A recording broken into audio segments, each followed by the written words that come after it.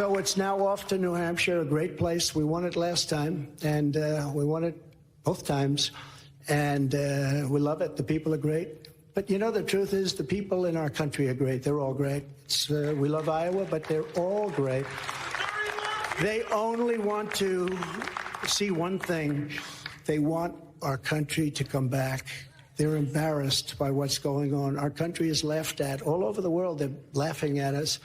And they want our country to come back. They want America, you know, they want us to be great again. It's a very simple MAGA, make America great again. So President Trump, former President Trump, potentially the next president of the United States, wins the Iowa caucus with about 52% of the vote. And when you compare what the results were in Iowa to what the polls said that they were going to be, they were pretty close.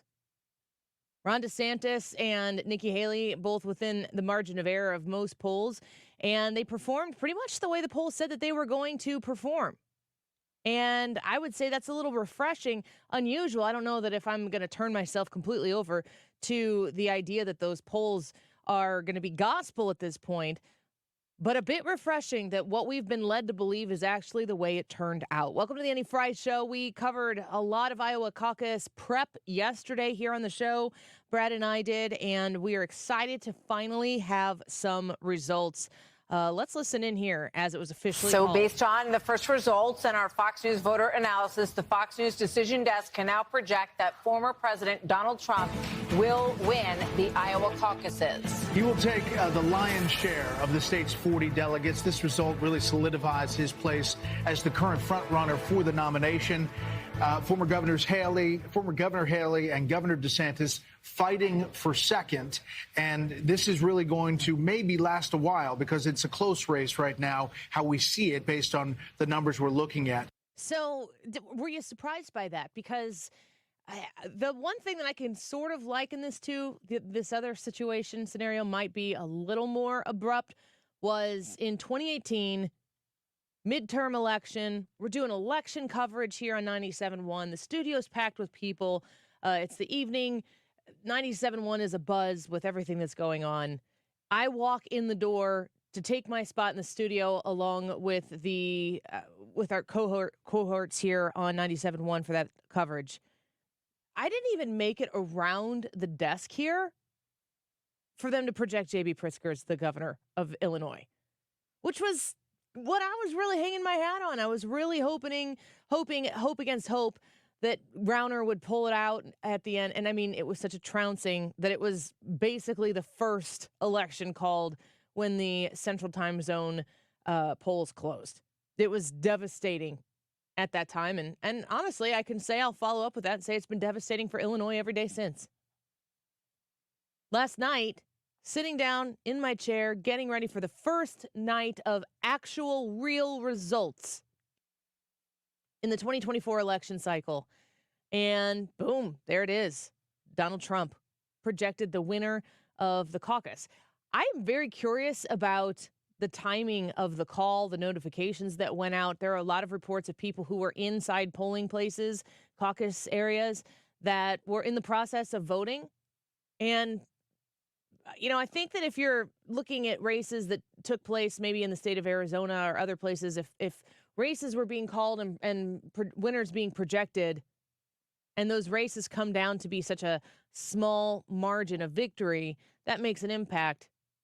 It might not, it's just, I don't think that call necessarily would have changed the outcome of first place, but second and third were pretty close.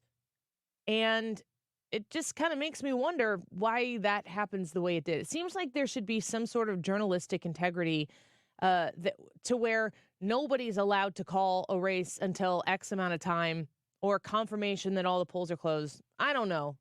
Just seems bizarre. It seems as though these types of instances happen where if you can project a winner, if you've got, you know, in an actual general election, if it's looking like a pretty strong sweep from the East Coast into the Central Time Zones before you get to Mountain Time and Pacific Time, you can kind of decide some things before the close on the Pacific Coast even actually close. I don't know what the solution is. I'm going to ask our friend Tyler Boyer about it. He's an RNC National Committeeman. He's the Chief Operating Officer of Turning Point Action as well.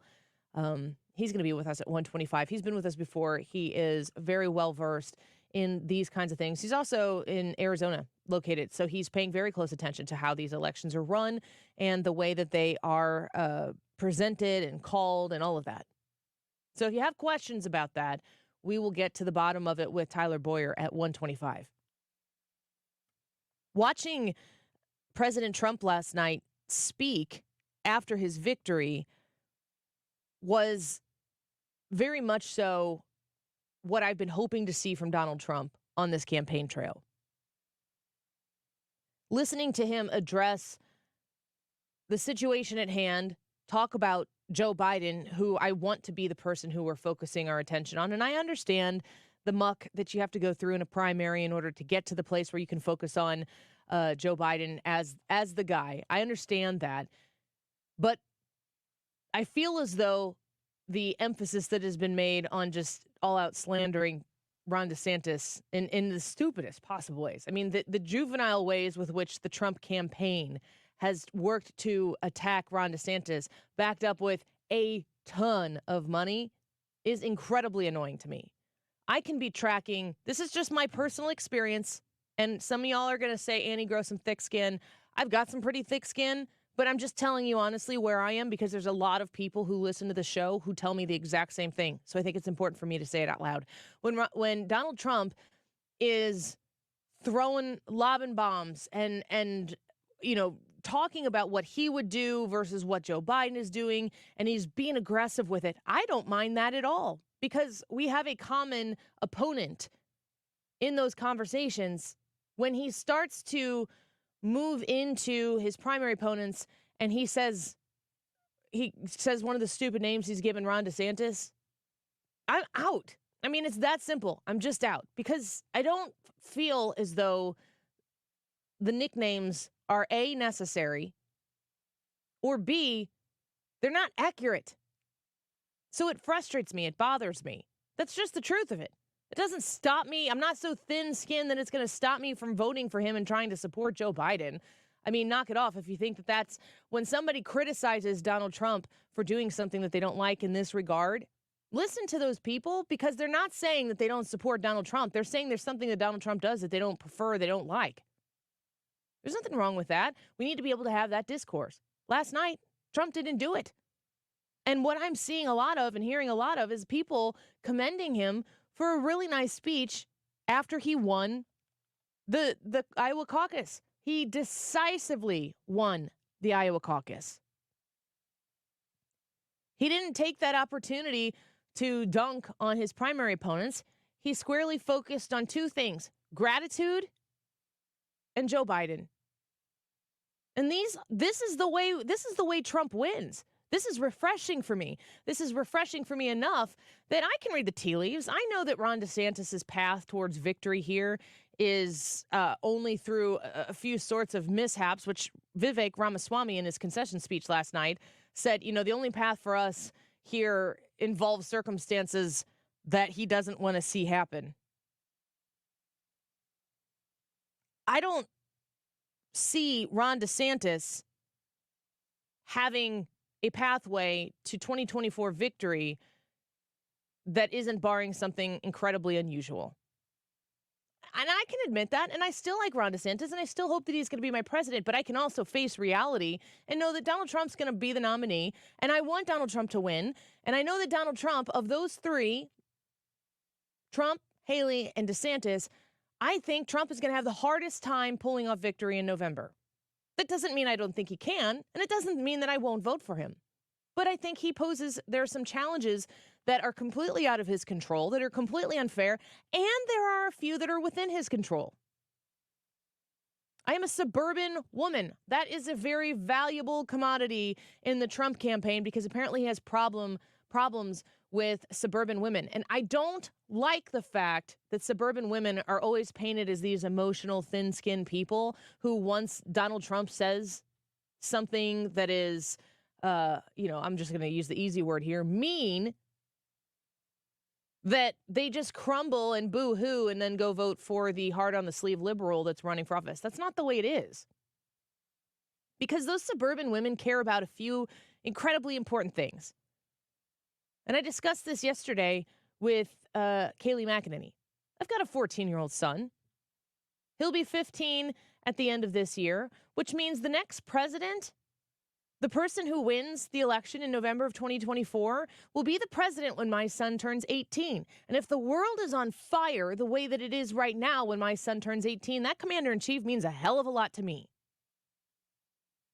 Putting my son in a position to serve in a military that looks like Biden's military compared to serving in a military that looks like Trump's military, that is an easy decision for me. And if Donald Trump is going to call somebody a name, that's not going to stop me from using my head and being sensible in the way that I'm going to cast my vote. But it's also not going to make me shut my mouth and say that, okay, yeah, I like it. I like it. All right, I accept it. I was wrong. He was right. Those nicknames, those funny nicknames, they're funny. They don't make me mad. I can say whatever I want to say, and suburban women know that. You got to listen to them. You got to understand what makes them tick. You got to understand that an unsecure border and fentanyl creeping into the homes of suburban families right now is a huge freaking deal. And if you're going to have somebody who's going to be the commander-in-chief and completely abdicate his responsibilities at the southern border, that's going to be a problem to a mom who doesn't want that fentanyl finding its way into the one bad decision that your child makes that ends up killing them in their bedroom at night. That matters to suburban moms. The idea that a suburban mom might want to control the moral and ethical, cultural initiatives that are being snuck into classrooms across the country. How you might want to handle those tender situations in a way in your home that might be different than the people in the home next to you. And you're okay with the fact that the people in the home next to you do things differently than you, but you still want to retain the right to do them differently in your home. When you have a president of the United States and a Department of Homeland Security who wants to say that you and your Catholic faith makes you a domestic terrorist and put you on some kind of list, yeah, I got a big problem with that. And yeah, I'm still a suburban mom. I'm still a suburban, middle-aged, white woman living in the suburbs, college-educated, Christian home, and I'll still vote for Donald Trump. I've got no problem with it. If I've got criticisms along the way, folks, I got criticisms for everything. The idea that somehow or another Donald Trump is going to become the perfect candidate and change everything that he's going to do to align to appease one subsect of people, that's not realistic. Criticisms are going to abound everywhere. And what Donald Trump did last night, to me, I need at least 2 consecutive speeches like this to feel like it was intentional. But what I heard from Donald Trump last night was gratitude. He thanked his family. He talked about how his family is being persecuted and dealing with a lot of abuse, but still they show up, they work hard, they're fighting for this campaign, they have jobs of their own. He listed his children. He talked about his wife and how much he loved his wife. He talked about his wife's late mother and how wonderful she was. He talked about family. And while the Fry family may not be rolling quite like the Trump family, there are elements of the way they treat family, prioritize family, and deal in a cohesive family unit that I appreciate and respect. I can feel the comments right now without even reading them, talking about how many wives that Donald Trump has had. And that's supposed to be something that offends suburban women. Do you know any divorced suburban women? The double standard that the left has successfully been able to hold the right is something that we need to burst through and just ignore. Just push away. We're all going to have the things about Donald Trump that we like. And the number one thing about Donald Trump that we like is that he cares about the freedom, the liberty, the independence that exists in we, the people that run the country, where the president of the United States serves those people. He understands the idea of freedom. More than anybody else in my lifetime that I have watched serve in that office. He's pushed away the status quo, the modus operandi of how the swamp functions in Washington, D.C., and he has made it so that the American people are able to enjoy the blessings that abound in a capitalistic society that we are unashamed of, prioritizing our country first so that we can best help those around us without shame. The Biden administration became the Biden administration by telling us to hate one another, by pointing out every difference that we have with one another, by talking about a hierarchy of victimhood and using it against us so that at the end, nobody is a hero, everybody is a victim. You just got to know what order you stand in so that you can know who you've oppressed and who's oppressed you. And once we all hate each other, and once we all know which corners to run through, he goes to the Oval Office and he acts as though he's going to be the adult in the room, bring us together, unite us. And then he never even attempts to do it. Every day in office for Joe Biden has been another day to divide. And they do that with which they accuse the Trump campaign every single day as a foundational element to how they retain power, because that is all that matters to them. Power and more power. Power that breeds power. It's time that it ends. Now, I think Ron DeSantis is going to stay in this race for a couple more cycles here, a couple more weeks.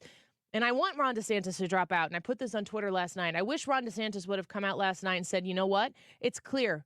A majority mandate in Iowa say Donald Trump is our guy. And I think that I've built the fabric of my foundation in a very America First way. And I understand that there's not a pathway for me to get this nomination. And it's important that we stick to the America First agenda, which is why I'm throwing my support behind Donald Trump. That's what I wanted to hear him say. But there's a reason why he's likely not going to do that for a while, because if he drops out, then Nikki Haley becomes the two-person race that she said very, very strangely last night that this is. Tonight, Iowa made this Republican primary a two-person race. What in the world is she talking about? A two-person race? The idea that this is a two-person race and she came in third? What does that even mean? It becomes a two-person race if Ron DeSantis drops out. So now Ron DeSantis, not as the person vying for the actual nomination, Ron DeSantis becomes useful to Donald Trump. And I think that this is pretty clear to anybody who's paying attention in both of those camps. I will be looking for Donald Trump to ease off Ron DeSantis. I will be looking for Ron DeSantis to suspend his campaign, throw the full weight of his support and his supporters behind Donald Trump. And I would expect it to be after South Carolina. Because Ron DeSantis will pull from Nikki Haley's support in New Hampshire. That will help Donald Trump. So I think Ron DeSantis sticks around for a while, even though I wish that we could just get to the business of the year and focus on Joe Biden. Ron DeSantis will need to remain for some time in order to marginalize Nikki Haley. Vivek Ramaswamy is out, and it is now a three-person race.